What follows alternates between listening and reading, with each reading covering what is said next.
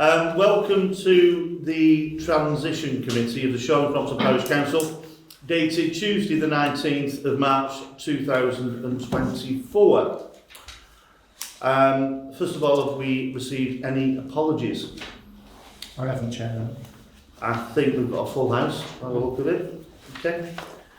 Have we got any declarations of interest? Does anybody call anything or anything like that?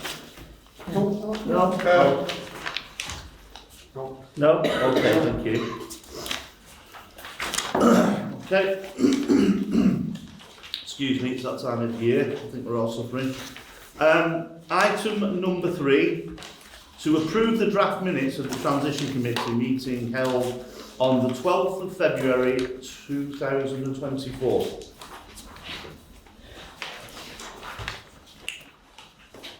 I consider it straightforward, but if anyone wants to bring anything else. Yeah, I'm up to proposals. Do we get a second? Second. All in favour? Unanimous, thank you. Okay. Now item 4, to invite and listen to matters raised by members of the public in accordance with standing orders. Anybody wish to raise anything? No? Okay, we'll move on. Okay. So obviously, just to give you an overview, we've been very busy working in the background in terms of the transition from parish council to town council. And despite what obviously a small element of people say, it's not simply a name change. It's a complete root and branch audit, restructure, refocus to take the town council forward. Yes, set the council forward rather, and to make sure it meets the needs and wants of the community currently and going forward. So we've been over the reasons why we did that for many other occasions, so I'm not going to backtrack on that. I just want to bring some information for us to put the seal of approval on as a committee. So, first of all, every civil organisation needs a symbol, and that symbol is something that should reflect a few things. It should reflect our history, our town, and who we are as a community. So, rather than go and do what Oldham Council did and spend £200,000 on changing the logo and sending councils to China to fact find it, what we did, we went and asked the community, and innovatively, we felt the people with the most bright ideas when it comes to sub-subjects are our children. So we put it out to competition to the primary schools that we have a lot of within the parish. The take-up was fantastic, and I was the judge, as it transpired, was Mr. Tony Hilton, who's got serious qualifications in modern art. I think it was Oxford, wasn't it? It was, Chairman. Yeah. There we go. So we're well scrutinised in that. And what Tony decided was, rather than pick one particular design, he picked elements from different designs. So if you turn to page 5, there's 2 images there. So, in effect, what we've come up with, we've designed to adopt a coat of arms for. Have you got one there, Kenny? Or? No. Should be some behind you. Not the one, not in the tray. No. So this one now, sir. Sue, next one.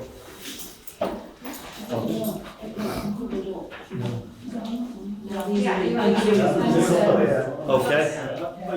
Just so I know what you're looking at. So, the first port of call was to design a coat of arms to be adopted by the civil parish of Sean Crompton, which is essentially what we are as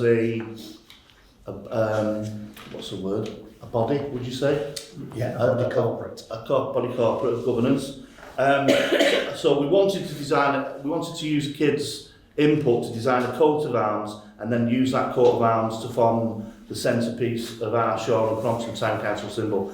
So let me talk you through the ideology behind the coat of arms.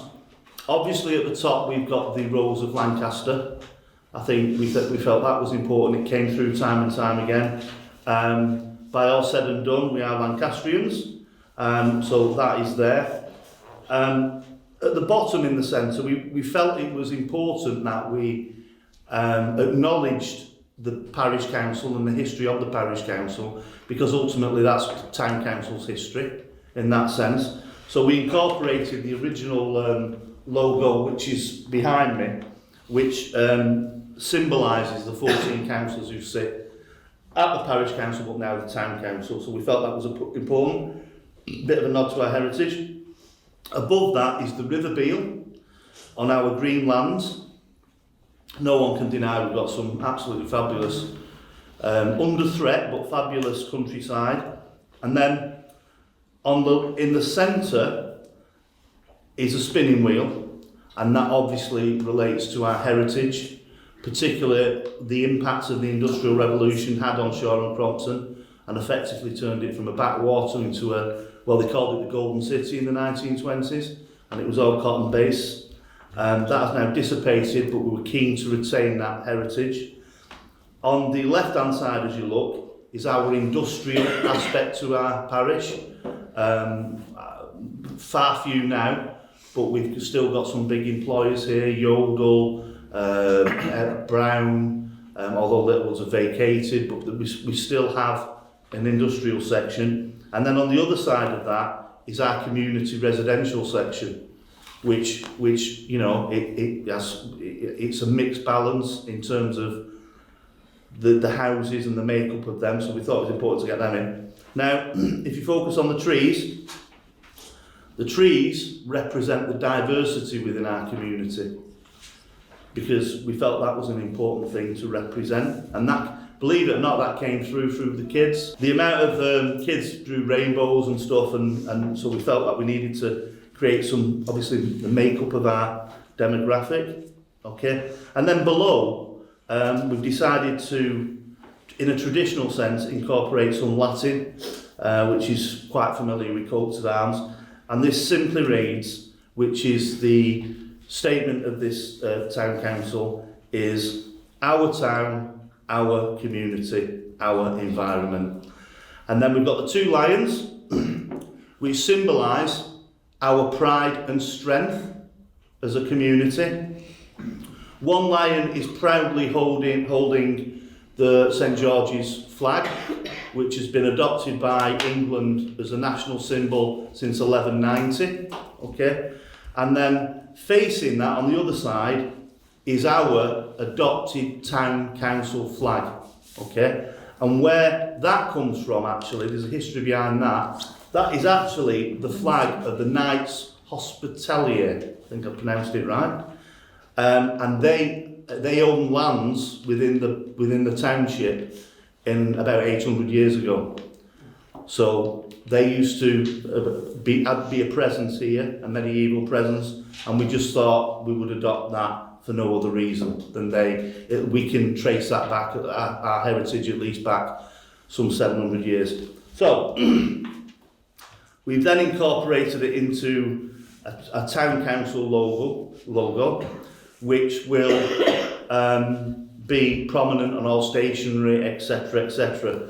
In terms of signage, what the initial plan is, the lovely metal plaques will stay the same, because because that has the symbol for the parish council, which we've incorporated into that. So we're not going to replace all them metal plaques that say welcome to the parish, because essentially we still have a civil parish. What we will be doing, however, is the bigger signs that Oldham Council put up, although we'll think it, that's where we'll have the new symbol of either the Shore and Crompton Town Council or the civil parish. We'll put that to the vote and get feedback off residents. So, thanks for that. That's cleared up. The other thing which we felt was important was to have a town charter, okay? And that in essence is the contract between the council and stakeholders. And what we put out there for residents to give us feedback on was what meant most to them from the council. What should the council be considering and prioritising? And initially, we said we wanted 5 key points. Well, such was the response, we were quite overwhelmed, and it took us quite a bit of time to respond to the amount of ideas. So, we've broke it down into, I thought it was 10, but we squeezed one more in. So it's 11, and they're laid out in the document before yourself. So that's our terms of reference. That's what we consider as a town council in every aspect of our decision making. And more importantly, and I need to elaborate on this, this is where we can be held account. These are your principles put to us, and we've put it in writing. We've formed it as a town charter, and that is our mission statement as it stands. So I know everyone's had a chance to read them, I'm sure. So there's some quite positive things in there. We did want to limit it, we didn't want War and Peace, but it was just, like I say, the overwhelming feedback. Okay. Just finally, the other things I need to be making you aware of. We're currently publishing our spring newsletter, and which will have a lot more explanation in regarding the transition. Obviously, there's various aspects of social media, which we're currently working on the website, the social media, the presence that we have on Facebook. But what we felt it was good, and part of our chief officer's new role is getting out, doing more community engagement. So we're going to be launching some road shows, and that's where we go to various parts of the community, pop up, if you will, and then we explain the reasoning of why we've done it, the benefits of, and we absorb their input and take it from there. So I can confirm that the first road show will be at the market, the independent community market this Sunday, which is the 24th, that's correct, yeah. So come along and find out more. So that's pretty much the overview. There is still lots and lots of work to do. We're trying to get as much done in terms of from when we formally become a town council in May. But like I say, the transition committee will go on for 12 months just to ensure we get safe passage along them lines. So, I'm going to formally propose we adopt the logos and symbols, the flag, the town flag, the town charter, and also acknowledge the roadshows and the priorities that I have identified. Do I get a proposal? Proposal. Do I get a seconder? Second. Fight for it. Right, Julia. All in favour? Thank you. We have decided, in the interests of transparency, all transition committee meetings will be videoed and broadcast accordingly. Okay, I now declare this meeting closed at 6:30.